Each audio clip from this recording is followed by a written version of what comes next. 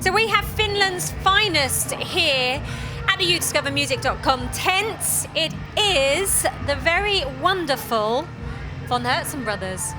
Thank you. Good to be on the Haystacks again. Again, I know, again. So yeah, exactly. You've played Ramblin Man already. We did 2 years ago, and I remember the setting. Yeah.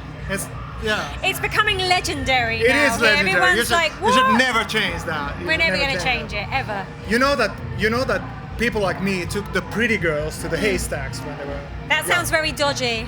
You got to roll in the hay. Turn off the cameras, please.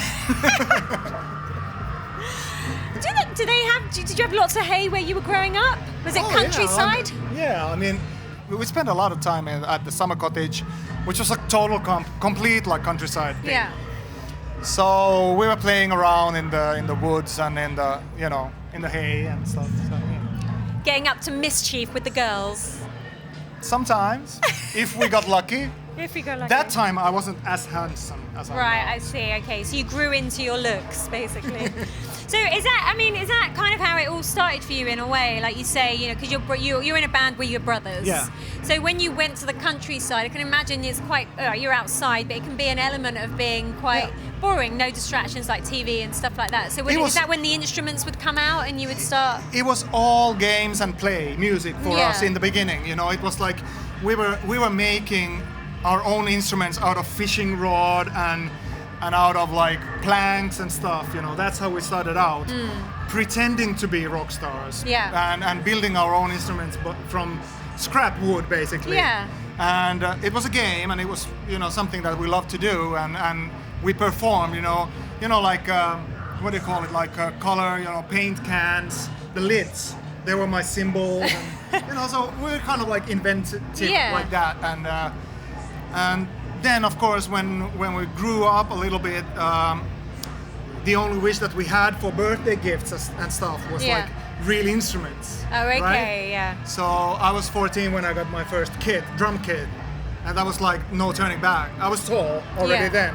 I was playing basketball as my main hobby, but then when I got the drums, it was like forget about basketball. I wanna get the chicks, I wanna play drums. Be in a band. Yeah. But it's funny that with musicians, it's kind of like sport or music. It is. It's never usually that many that do both.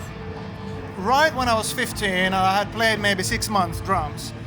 Our coach from the basketball team came to our house and said, okay, listen, you have to decide, because obviously you have talent in basketball, but you have to work really hard. Yeah. And then I was like, fuck it, I don't want to do that. I don't want to spend every evening of my life, throwing ball. I want to have fun with my friends, and play to girls, So choice, you can imagine. The drums it was not a hard choice. No. So do you still play basketball at all? I do go and throw ball. Yeah, you do. Yeah. Fair enough. So who was the drummer that made you want to be a drummer? Bonzo. Yeah. Yeah. John Bonham. I had heroes. I had heroes like Ian Pace and Bonzo Bonham and Kotsi Powell. Yeah. And those are the three biggest influences for me. And then of course, like from the jazzier side, few guys. But Bonzo was definitely God. Yeah. He was God, and he still is. So who from the jazzier side? Well, as people like Ginger Baker and stuff like that with the jazz elements. Yeah, Ginger Baker, and when I went to high school, Dave Weckl, all these kind of like really like. I was learning how to play jazz. Jazz and stuff. Yeah. But groove-wise, it was always Bonzo, and he's like really kind of this kind of slimy, heavy groove. That's my stuff. The new album, you kind of went back to the beginning a little bit. So you got, you produced it yourself, and was that something? Why did you feel like you needed to do that? New Day Rising was done in Canada. Yeah. With a top-notch producer, and like we had like people, 3 guys delivering food for us. It was like a big album in that sense that we spent a lot of money doing it and wanted to hit big time. It didn't. Yeah. It went okay, but it was not like a breakthrough in any way. And then we felt like we had like this 10-year cycle with the previous members. We wanted to change. There was like we had done 3 albums with Universal Music. Yeah. So there was so many things that kind of like naturally came to an end. And then we felt also like, okay, we've been working really hard for a long time. Let's take a break. Let's change things. Let's find a new management, new label, new guys to play with. So it boiled down to the fact that there were only 3 of us, the brothers, and then we had this kind of like discussion that whether we still have it in us to build up everything again. And eventually it was a matter of whether we have the songs or not. And then I remember the turning point for myself was when I heard Jerusalem, a song by my big brother. He sent like a rough version of the demo he had made. And I was on my way, I was driving from Tampere to Helsinki, those 2 big cities, and I pulled aside of the road, I put my headphones on, I was just like, okay, I'm going to listen to this. And it fucking blew my mind. And at that moment, I knew that this has to be done. This song has to be recorded. We have to do this. We have to start building the brand again and go back to what we left behind or kind of already. Yeah.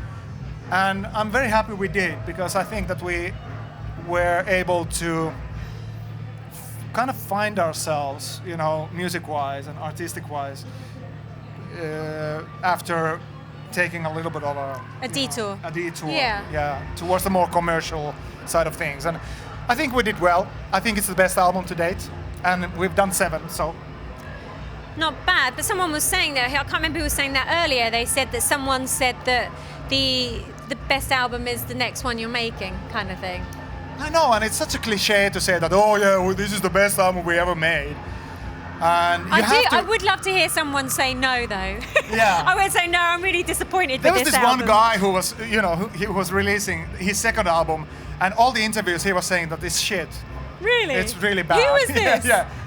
It was a guy called Risto.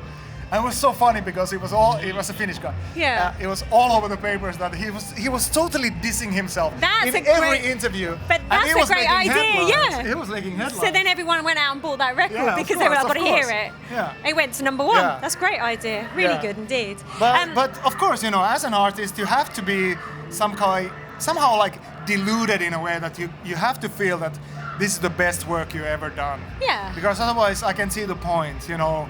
Why would you do a lame version of Flowers and Rust? Why would you do a second-hand version of Coming Home or a big hit that we used to have? Yeah.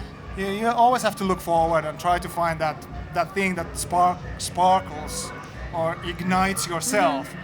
So, in a way, it's kind of like it's an illusion.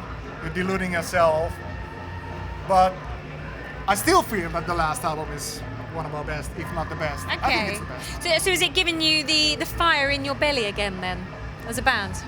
Yeah, and now with the new members, new management, new label, everything's kind of like fun Fresh. and new and fresh, and you can sense that. You can sense the buzz around the band, and you can sense that the fact that we didn't quit is making people happy. And that's a nice thing to feel, That's great. What's on the agenda for you guys next?